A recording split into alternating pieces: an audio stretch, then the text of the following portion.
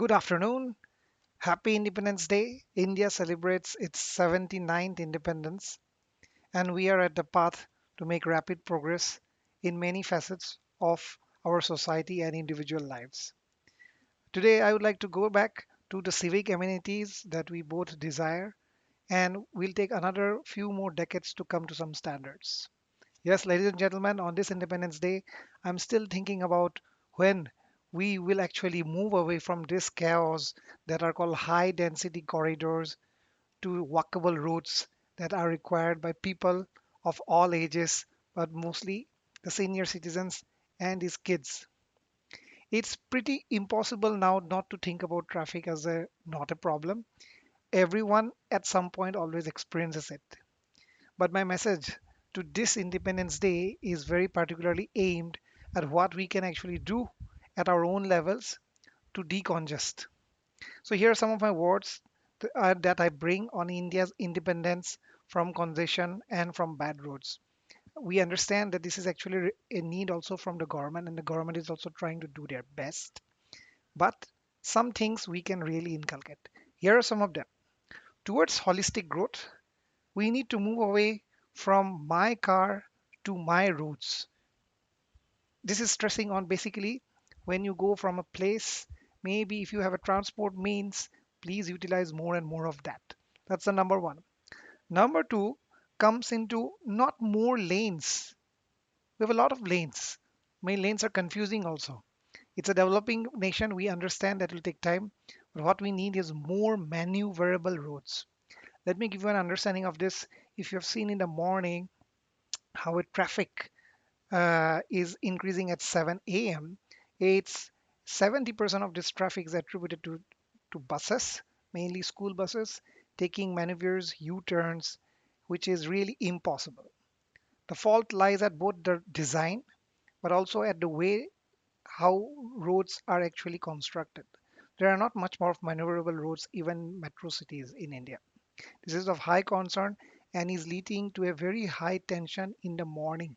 When children are at school, we actually do want them to send them with the less stress so they can cope up with their day happily. But the incoming times and outgoing times towards the school is not left with any stress. So maneuverability is really a problem. A less maneuverable road creates more tension. A highly maneuverable roads is actually attributable to both due to road design and also steering of the vehicle, like in long buses. Both of them contributed to easy maneuverability. Third, we take a lot of pride in making my gardens. I also like that. I also have a small garden. Hardly anything grows over there. That's a different thing. But let's talk about walkability. Walkability of roads in many places is not up to mark. Things like garbage, things like animal waste, and also spits of all colors. Yes, it's not a very good situation to see it, but you end up stepping in and out. And definitely not a very likable situation for senior citizens. And I will definitely not say that you should not avoid the cars. Yes, that's why I believe many people take the cars just to misstep in some all of these places.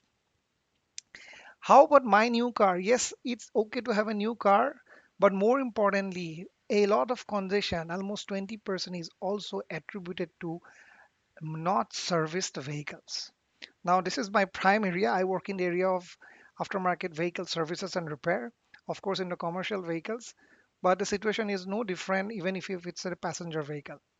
Your vehicle, if it is not serviced and if it is not kept or you are not heeding to its calls like tire pressures, tire wear, clutch plate, transmission, and regular maintenance, it can give away easily during high situations of rains. So request all of you to not actually skip those mileages checks and do your maintenance at regular time.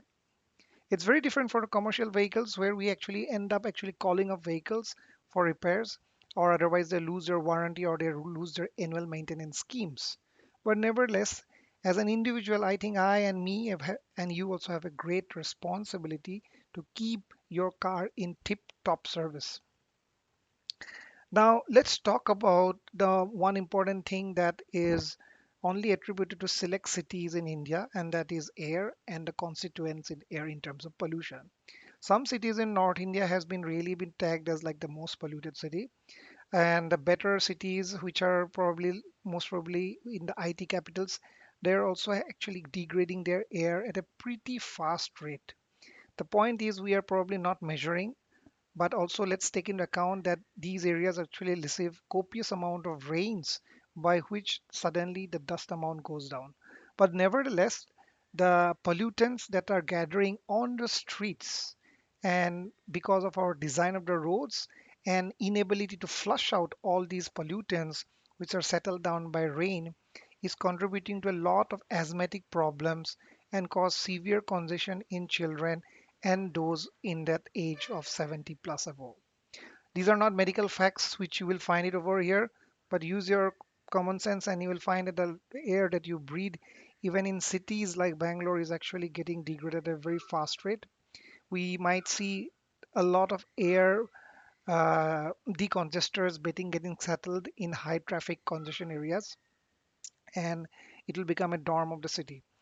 But this will not actually be possible only from government. There is a lot of things that actually goes in the way the vehicles are plying, the quality of roads that are being made, and we know a lot about this.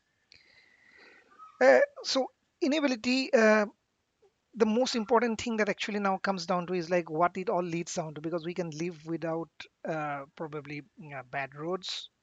We cannot live without good roads. We need good roads, but the stake at what we have today and what really India needs is a freedom from what you call accidents.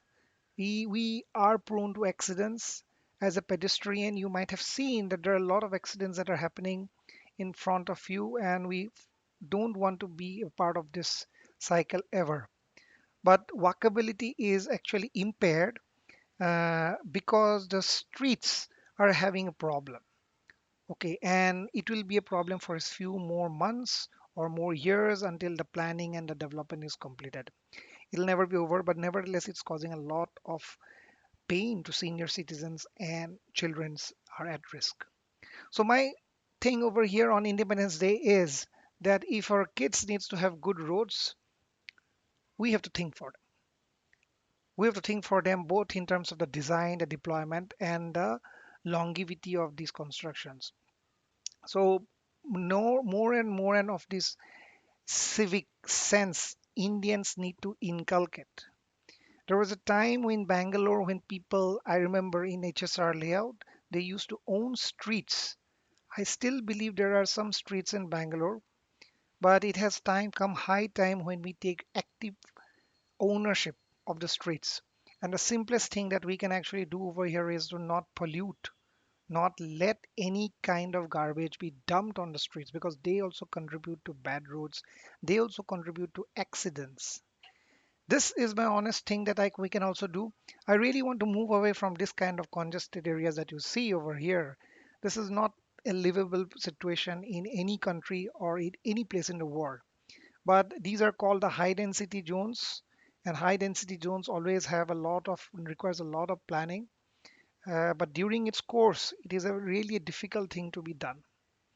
I am with the government if they are actually going to do any kind of activities to decongest it. But right now, the civic sense has actually gone into a very degraded mode. One of the best example over here I can quote is the loss of or the disrespect to signals, or the traffic signals are really at a big risk because there is almost no cooling period from a light going red to green. So everybody has been revving up their engines, hoping not to be honked by the person at the rear, by the vehicle at the rear, and taking the acceleration. During all these high short times, a lot of stress is actually going, in fact, on the vehicle itself. And many vehicles do not cope up and they do break down. We have seen it all.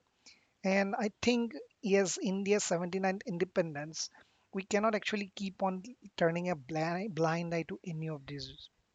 You might have seen that most of these things we cannot also directly control. We can only raise our voices and give comments uh, to the government. But most importantly, there are certain things like public transportation, which is number one, I will still say is very important. Number two, do not pollute.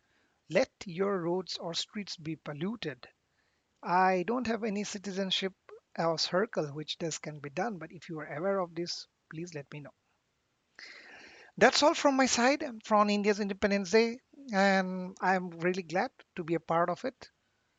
With that, I would like to end this seminar. Thank you and Jai Hind.